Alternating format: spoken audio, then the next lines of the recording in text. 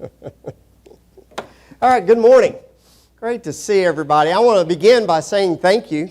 I sure do appreciate the opportunity to come and to spend the week with you. I apologize. This has actually been in the works for a few years. That's my fault. The schedule's just been very, very tight, but I appreciate your patience with me, and it's just so nice to be here, and it's good to see Todd and Lori again. And I've had the opportunity to hang out with many in your church family, even over just the past few months. And so that's been great as well. Y'all know the Redmond family? Anybody heard of them? All right, just great folks. So I got to do a team deal in Little Rock just a few weeks ago, and so that was a lot of fun. So I look forward to the week. About 33, 34 years ago, I packed up my little Ford Mustang, and I got everything I owned in the world in the back seat. And I got in my car, and we were living in Lubbock, Texas, and I jumped in that little Ford Mustang, and I started to drive all the way to Tampa, Florida. And the only person with me was somebody by the name of Rand McNally. Anybody know Rand? Boy, those were the days. In fact, you just kind of had this big map book, and I made my way through Texas and then on into Louisiana, Mississippi, all by myself, just me and Rand. And Rand would tell me where to turn, where to go, and so he did all the talking. I just kind of sit there. But I got down into Hattiesburg, Mississippi, and for the first time in my life, I stayed in a hotel by myself, and I had to go check in with my parents, and so I went to this little contraption outside the room, and it's a big box, and it had some twirly things on it and a little handle, and I picked it up and said, "Sarah, can you connect me to..." No, I wasn't quite that old. But I dialed 0, and I spoke to an operator. I said, "I need to make a collect call." Anybody ever seen one of those things? You see them in museums now. They're right by the Model Ts, a little payphone. My kids marvel at that. They're like, "Dad, how did you survive? You mean you didn't have a cell phone?" I said, I know. And I'm here to tell about it. I lived through it. They're like, "Dad, who did you text?" We didn't know what texting was. "Dad," no, I had no idea all those other things. What's amazing is, on my trip here to be with y'all this weekend, I got out this little device. I listened to podcasts. I texted people. I stayed in touch with everybody. I checked on the sick. I did so many things. It's amazing how much you can do on this little device, isn't it? Isn't it fun? Isn't it mind-boggling how something like this has totally changed our life? I tell you what I love about devices is you get to keep up with people. This poor preacher, if y'all know who this preacher is, somebody needs to pay this guy. He's living in a van down by the river. He's got his Bible out here ready to preach. Isn't that fun? Isn't that fun? I love this guy. Woo! He's the poster child for overachieving husbands, right? Wouldn't you say? Doesn't he look all excited? But this was the next day. He didn't realize what was coming up. He didn't empty the dishwasher, and that's what can happen to you. But if you really want to win on social media or you want to win the internet, that's how you do it right there, isn't it? Isn't it fun? Did you ever think that you'd be able to keep in touch with so many people, so many friends, meet so many other friends like we can today? What a great tool. Devices, technology is amazing. I have to tell you, Rand got kicked out of the car a long time ago. I hadn't gone back to Rand in a long time. Now I don't even have to think. I got this little Surrey woman that talks to me and tells me where to turn. It's great. But I wish we could stop right there, don't you? But the sad part about it is when we talk about devices today, this is generally what we see, isn't it? This is the modern family, sitting around a table together, but really not together. And if we're really honest, social media, to a large degree, has made us less social, hasn't it? I'm a camp director down in Florida, and so every year we got hundreds of kids who come to camp, and there's one thing about camp that's really hard for the kids and even harder for the parents: no devices for the week. And you talk about seeing some kids going through some withdrawal systems. Even when they're standing in line in the lunchroom, what are you doing? I don't know. I just feel like I got to do this. And we've even had parents sneak phones into their kids' luggage just so they could communicate during the week that the parents were breaking the rules. And I've had kids give me dummy phones. Here, Mr. Phil, I'm turning my phone in when their real phone was hidden away in their suitcase. Just like anything in life, if we're not careful, the blessing can become a curse, right? And it's a part of our world. All right, who else got your device? Go ahead, get it out. Get out your device. This is the one time in church it's all right to get your device out. Most of us, it's our Bible now, right? All right? Go ahead and get your device out. And I want you just to look, and here's something fun to do, especially if you have an iPhone. Go to Settings, and then go down to Battery Usage under Settings, all right? This is the big eye-opener of life. You ready? All right, get your device out, really. Go to Settings, go to the Battery section, and when you get to Battery, scroll down, and what you will see is where you spend most of your life on your phone. It'll show you battery usage. How many of you have educational gospel sermons at the top of the list? No, I bet you don't. You probably got social media and social interaction, don't you? You know what's crazy when you get to the phones and you consider it? The average person, and this includes all of us who are older, will spend over 3 hours a day on a device. 90 hours a month. If you're looking at college students, it was 4.5 hours a day. That was actually pre-pandemic. Now it's 8 hours a day, and I'll give college students a little break. A lot of classes now are on screens, right? So we'll cut you some slack there. But in reality, 90% of our time on our device is not necessarily on educational, let me see where I need to go kind of maps, apps. It's mainly about just floating through the web and social media. And the sad part about it is, at this rate, the average person by the end of their life will have spent more than 5 full years on their phone. That doesn't mean 5 full waking hour years. That's literally 5 full years, 24 hours a day, 7 days a week. Full 5 years on a device. It's interesting when you consider it. But have you ever wondered why you are so compelled to look at your phone? Psychologists are actually calling it now an addiction. And even Steve Jobs, when he first came up with the first iPhone, iPad, recognized that there was going to be an addiction problem here. He refused to allow his own kids to have one. And that's not that uncommon.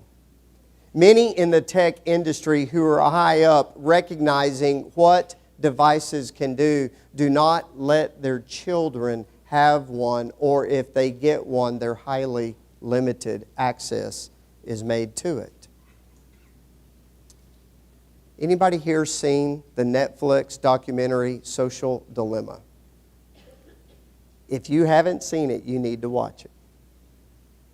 Because what it shows us is how screens become addictive. When I was a kid, we had these interesting little magazines that would come to the house. They were called magazines. Everybody remember those? Man, you would get Sports Illustrated. It was so cool. It was all the pictures. Not that I didn't mind reading the articles, but I like pictures in books, all right? And so you would go through the whole thing, and eventually, after about 90 pages, it ended. It's over, and you had to wait till the next month. And you looked at your mailbox waiting for it to come, you know. Well, today, if you go to a Newsfeed, what do you find? It never ends. It never ends. Have you ever watched something on Netflix or YouTube? Immediately when one show ends, what happens? The next one immediately starts. And so what we find when we go to our phones and we look at devices, there is that constant appeal, that constant draw. Notices. We are constantly getting ding, ding, or you'll see a number, and I got to confess, that hooks me. I'm one of these OCD people that has I'm one of these guys, you'll have to forgive me, it's kind of weird, but my desk has to be in order before I can study. So frankly, I don't study that much. But nonetheless, I have to have things. If I see a number on my screen that I have somebody want, I've got to go get it. I got to talk to him. Because that's the way it's made. You have numerous choices per page. Isn't it interesting how there's always something that jumps out to you? This is our camp website, all right, or our Facebook page. And notice somebody just wants to come look at camp. Maybe I want to get a few dates. Before you can scroll down to see when registration begins, look, oh, hey, do you know you've got some friends already out there? Oh, there's some friends I may not know. Oh, there's some groups over here. And look, there's a notice here, there's a notice here, there's a notice here. Oh, my word, I better go check that. And that's why when you go to look at one thing, 2 hours later, you realize you lost yourself, right?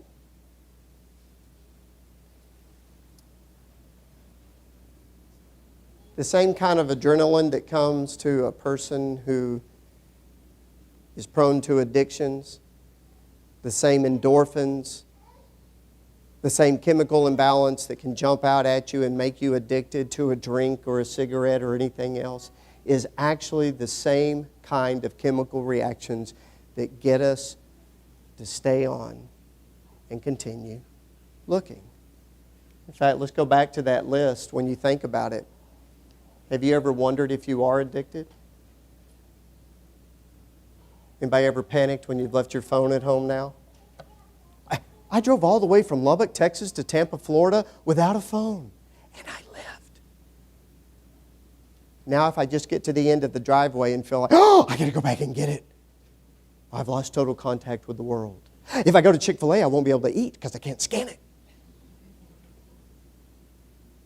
And so we panic. You might be addicted if you panic without it. Anybody ever got the phantom pulse?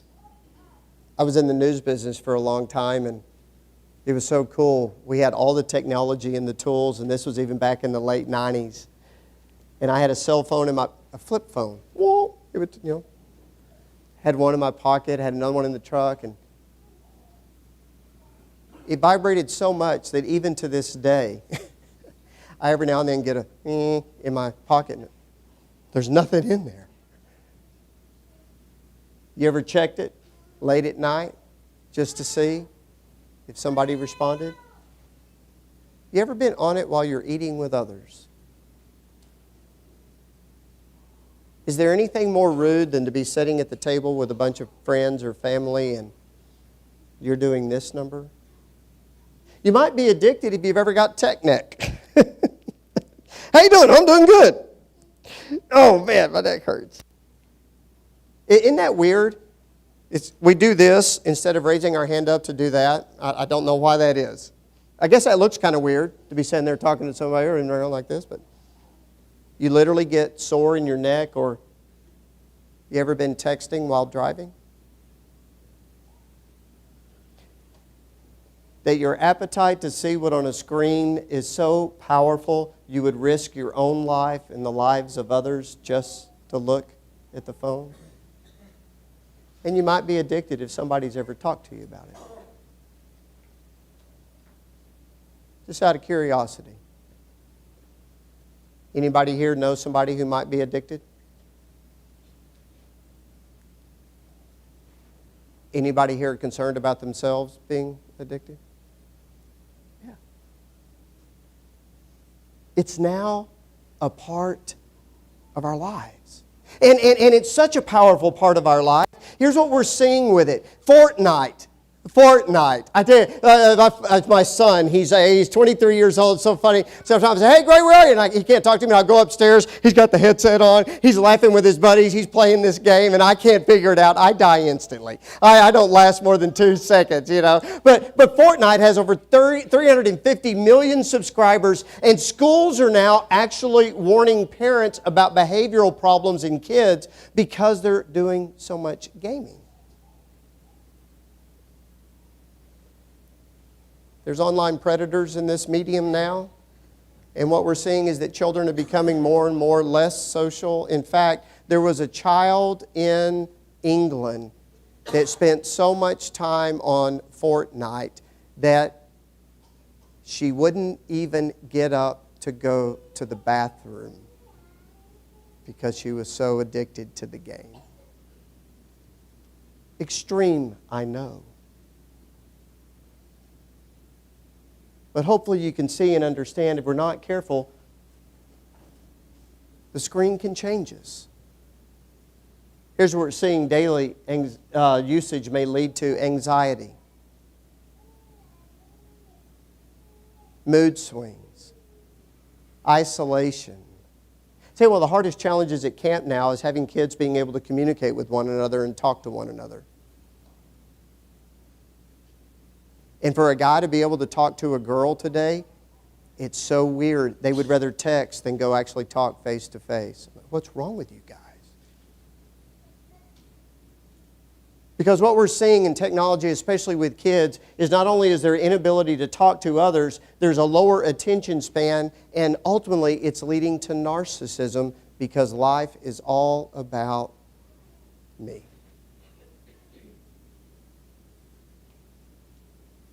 We live in a different world. Now let me just say, I sound like one of those preachers, wrong. When I was growing up, it was television, right? Television's going to blow your mind, the old tube, blah, blah, blah, turn you into a mushroom. Well, it may have turned some of us into mushrooms. But it's not going anywhere.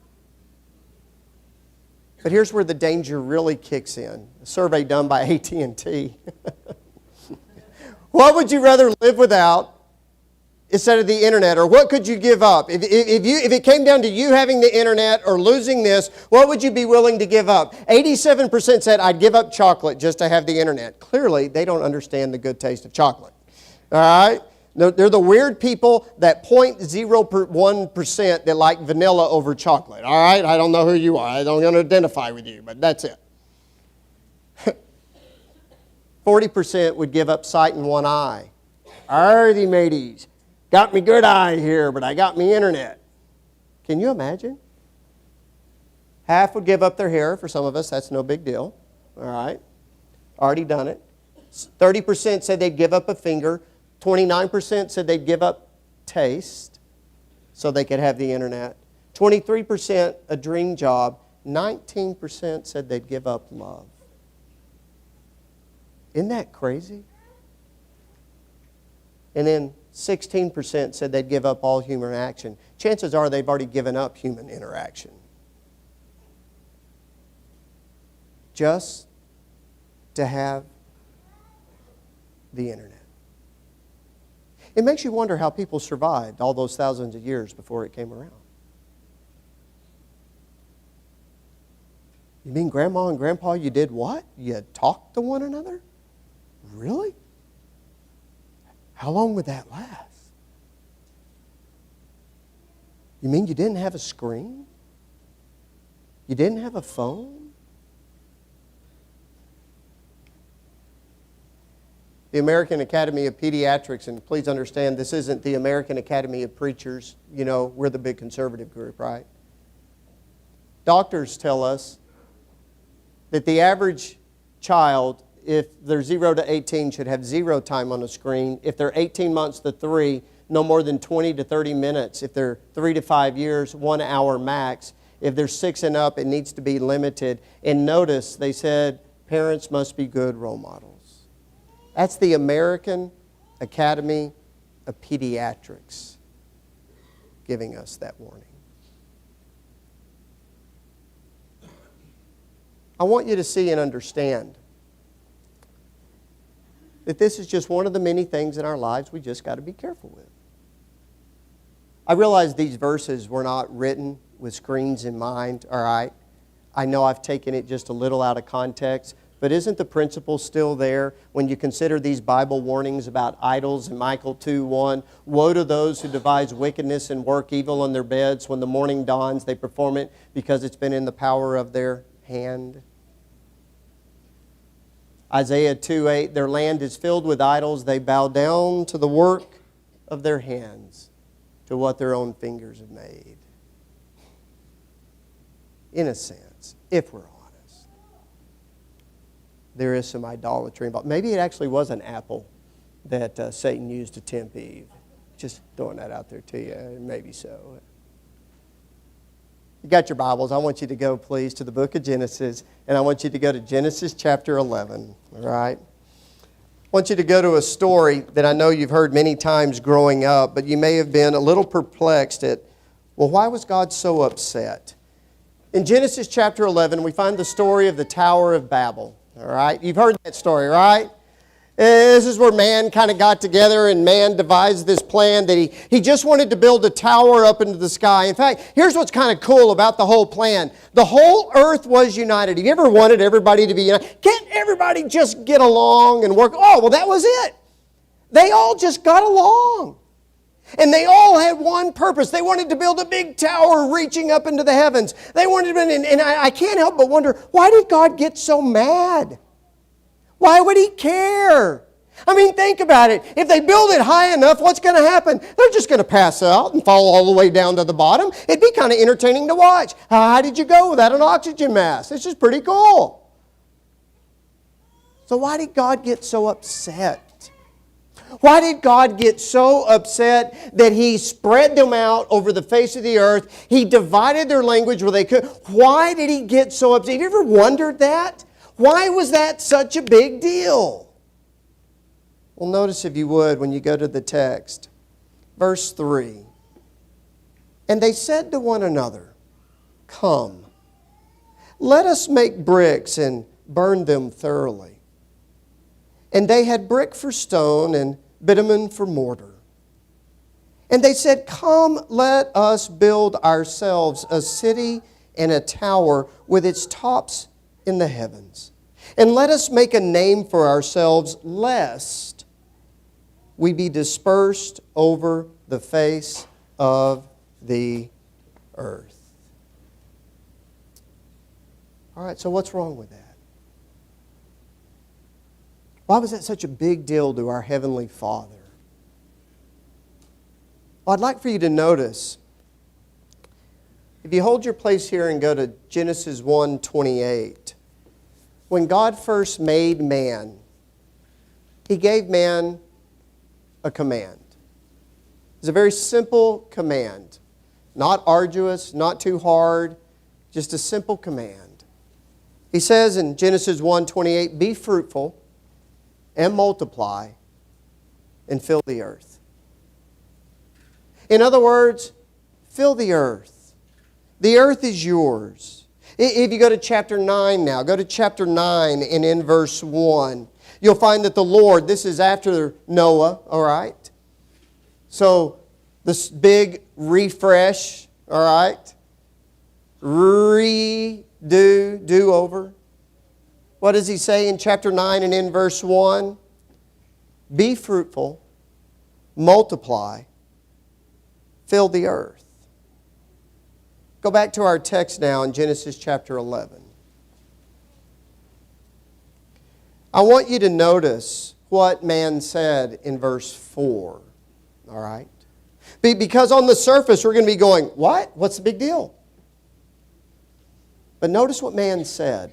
This is all men together. I mean, isn't that what we want? We want the whole world together. Wouldn't that be great? Everybody together? Let us build ourselves a city with its tops going to the heavens. Let us make a name for ourselves, lest we be dispersed.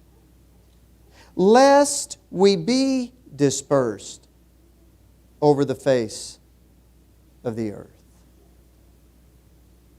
One commentator, when writing on this passage, said this, quote, "This word breathes defiance to God."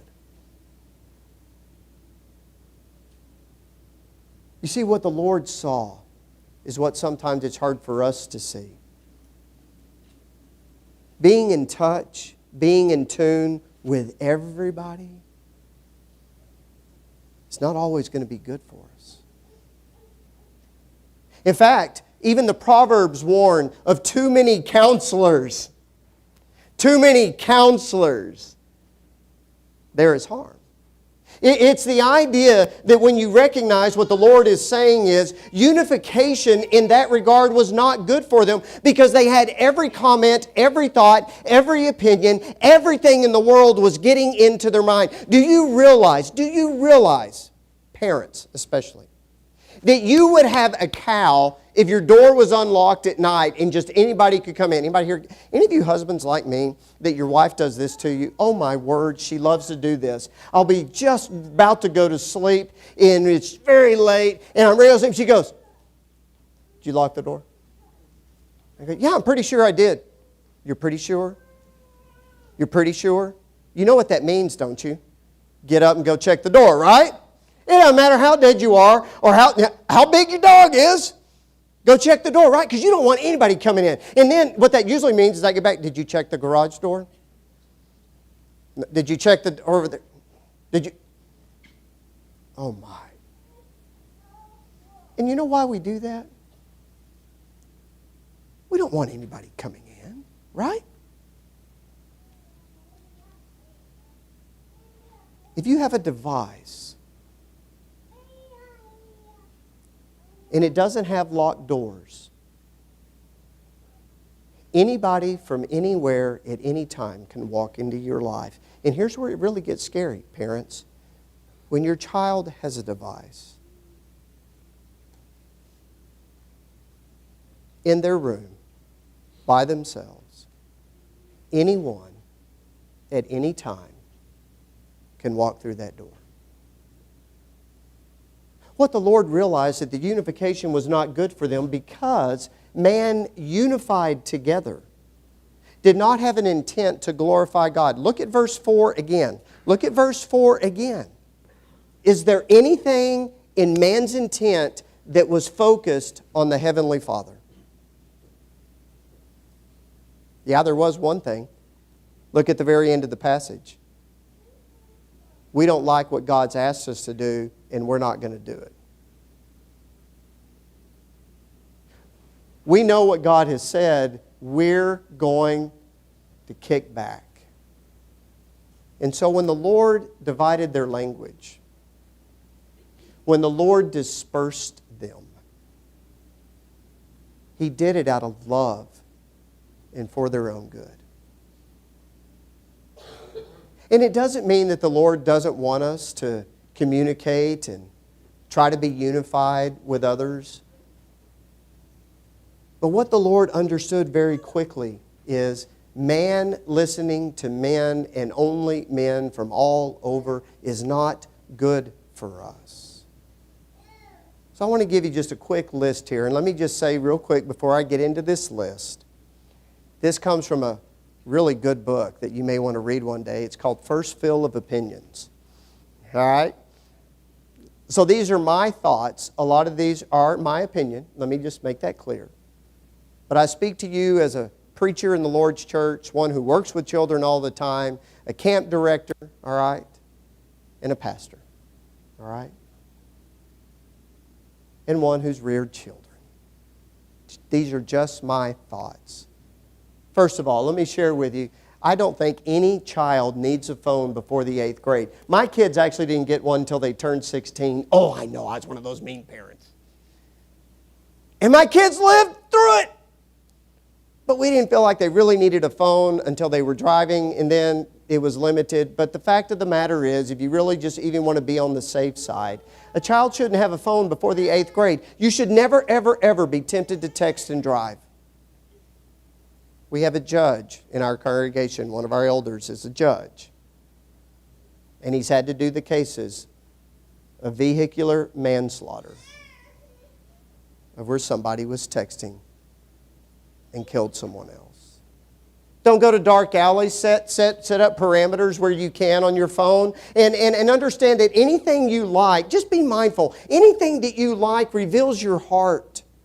And has anybody noticed this? Anybody caught this on the phone? Anybody here ever gone and searched maybe for a pair of shoes? You ever done that? I'm going to go get some new workout shoes. I'm going to get some new running shoes. And then you realize that I don't know if I really want to spend that much. And then you go to social media and those shoes just jump out in an ad. And then you go over to ESPN and you're just reading this thing. There they are again. And it must be the Spirit speaking to you, telling you to buy those shoes, right? It just keeps coming up. No, there's an algorithm that has tracked you and knows exactly what you want to do. Do you realize tech companies have an algorithm for each and every one of us that have a device, and they know exactly what we like, they know exactly what we want to do, they know exactly what we're prone to, and here's what you got to keep in mind. It reveals something about us. Anybody here got Instagram? Anybody got Instagram or one of those things? Go to the search, and everything that they have on the algorithm about you will come up in that search. All those videos, all those thoughts. Same thing when you look at Facebook many times. Because what you like reveals you. Can I give you a little advice? Don't argue. Anybody ever seen a Facebook squabble and the thread just goes crazy? Have you ever once seen somebody in a huge, fiery debate on Facebook or any social media app? Have you ever seen somebody go, oh, you know, you're exactly right. I'm changing my mind. It doesn't happen. Because you know why? Part of the addiction is the desire to fight. Did you know that? We crave conflict, whether we admit it or not. Don't argue. Please don't share fake news. As a former news guy, it drives me crazy. I know you wanted that politician to say that, and somebody on a blog may be reporting that, but they didn't say it. You just wanted to. I actually sent a note to a guy in a private message because some political thing he was posting and da-da-da-da-da-da-da. And I read it and I went, I don't think that's true. And I did a little research. No, that wasn't true. And so I sent him a note and I said, that politician never said that. They really didn't do that. That didn't happen. And his reply was, yeah, I figured that out. But you know, I feel like they could and I feel like keeping it up. I said, can I define to you the definition of a lie? Be careful. I tell you, have the past 2 years not been a little hard in that regard? Don't criticize. It's so easy to say something negative about somebody when you're not looking at them face to face. Isn't that true? I mean, my wife's going to say a little bit later today, she's going to say, how'd the service go? I said, yeah, it's going real good till Dennis got up there and Todd Dennis started leading that song. But then when I say, hey, Todd, great job today. You're the man. Yeah. It's easy to do that, isn't it? I wouldn't do that, as far as you know. All right. But don't criticize.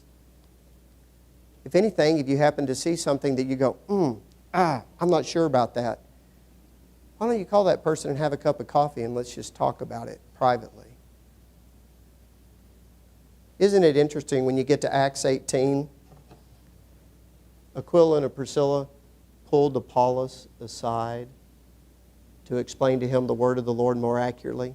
They didn't stand up at Apollos' sermon and go, whoa, wait a minute, you misunderstand. I said, let's talk a little bit later.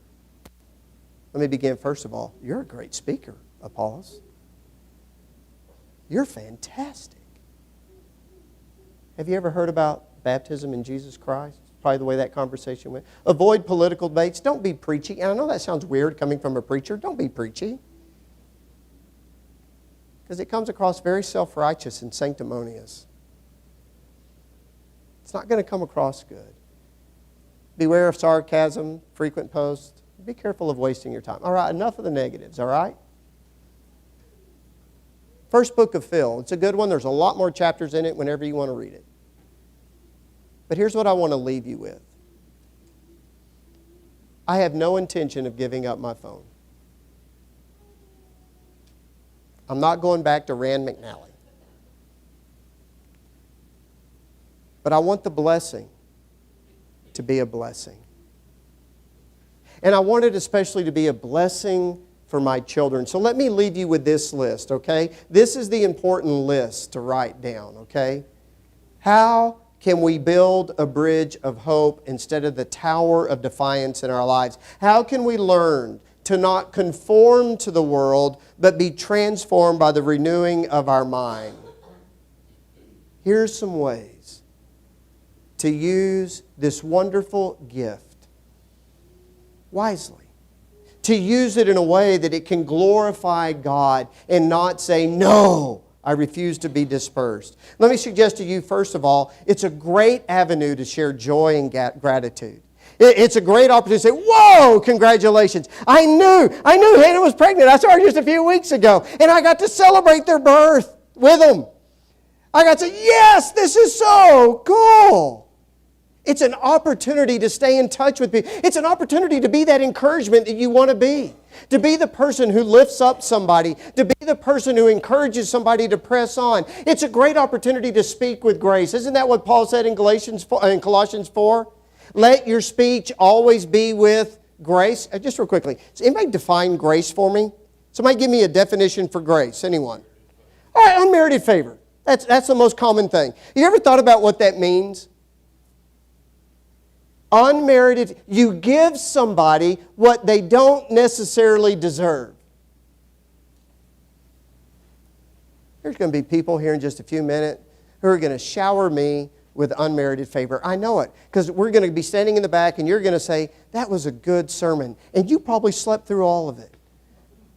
Or you might have been thinking to yourself, this is probably the worst sermon I've ever heard. Where's Todd Hales? But you're going to go, that was a good sermon. You're going to give me grace. Thank you so much.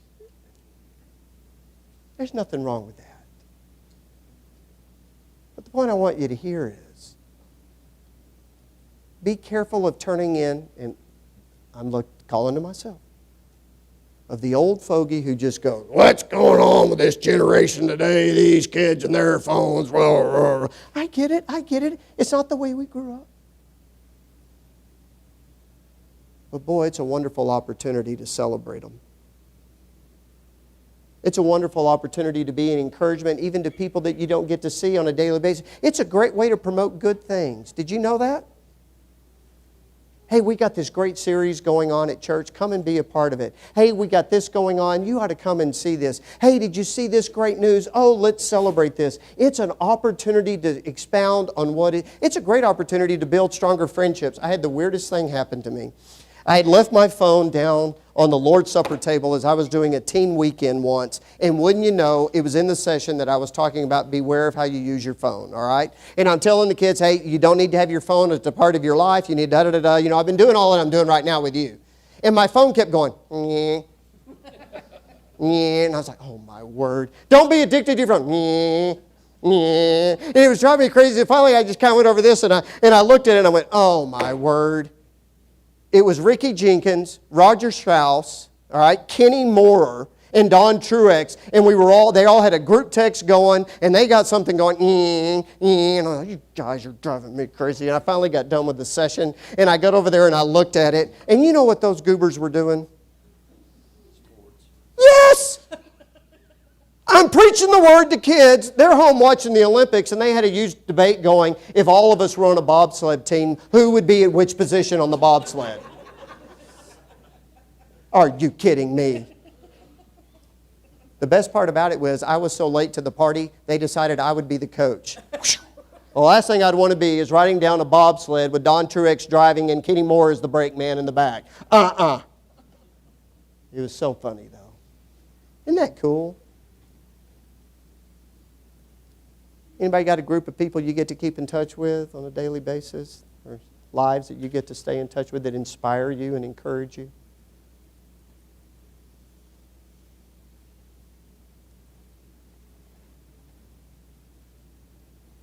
You got any teens in your groups? You got any young folks in your groups? You should. Because it's a great way to stay in touch. It's a great way to encourage spiritual things. Don't become the curmudgeon. Become the encourager. I tell you what's cool about my phone. My kids are still on our phone plan, and as long as you're on our phone plan, you have to be a part of Find My Friends. So we know where everybody is at any time. Yesterday, I was talking to my daughter as she was out with some friends from Florida College in Portland for the weekend. My son I just dropped off in Birmingham, and he was going to hang out with a buddy afterwards and go to a golf store. And my wife was down serving the brethren in our church in a funeral service and providing food and everything. And you get to see where everybody is. And Jill, how was Portland? Son, you driving home now? Honey, how are the Wicks doing? Would you hug that family since I can't be there today? Isn't that cool? Isn't that neat? Use it to encourage spiritual things. I tell you one of the coolest things right now that's so neat.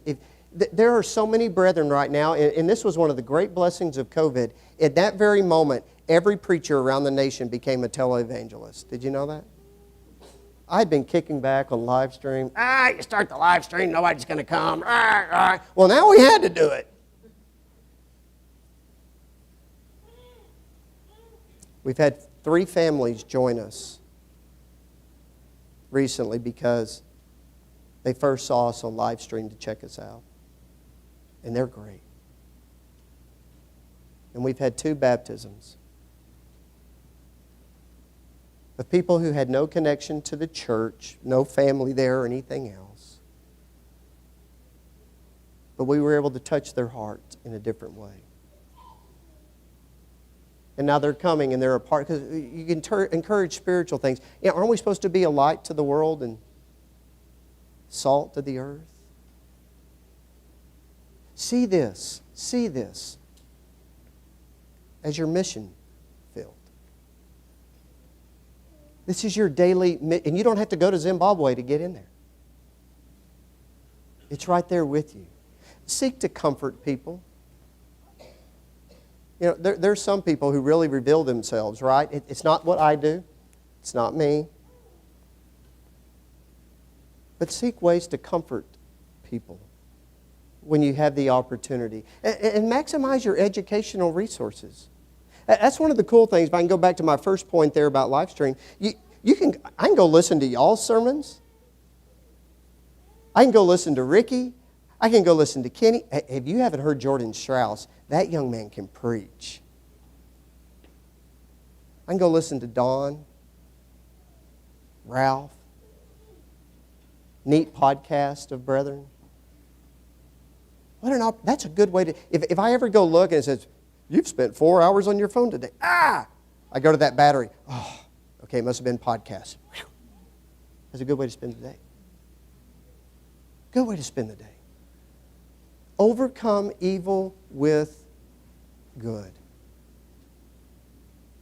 Satan may want it to be a curse. Not with us. Make it a blessing. One of the best tools that we've found, our family, is that I found it very important in rearing my children to surround them with good people, right? My wife and I kind of called it the Jedi. You want to go be with them. You want to go hang out with them. And what's so cool now, when my son comes home, he doesn't even want to hang out with me. He wants to hang out with one of the deacons at church who's been a great inspiration in his life. And I'm great with that. And while I may have Don Truex, Kenny Moore, and some of these other goobers, he's got all these great friends and mentors in his life. And we all need that. Anybody here know Gary Henry? If you don't know, let me give you something. All right now grab your phone, and go look up wordpoints.com. He puts all of his devotions on there every day. He's even got his own app, and what a great way to begin the day by reading some wonderful, wonderful devotions written by Brother Gary Henry. And I've got friends at church that are now, we're all addicted to it, and invariably, every time I get up in the morning, my phone goes, oh, you got to see what Gary said today. Oh, this is a great quote today. What a great way to spend and start your day. Before you ever go to social media, before you ever go to Facebook, before you go to ESPN.com. What a great way to use it for good. And then may I share just one more thought. If you're thinking you might be addicted or your family might be addicted in some way, can I encourage you to go on a fast? I know it'll be hard. You may get a twitch. You may want to do this.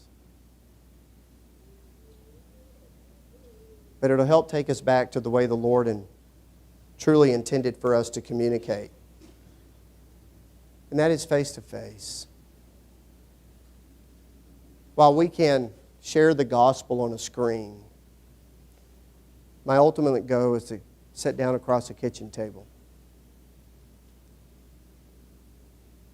and to share the gospel in the organic way that the Lord intended, face to face, heart to heart.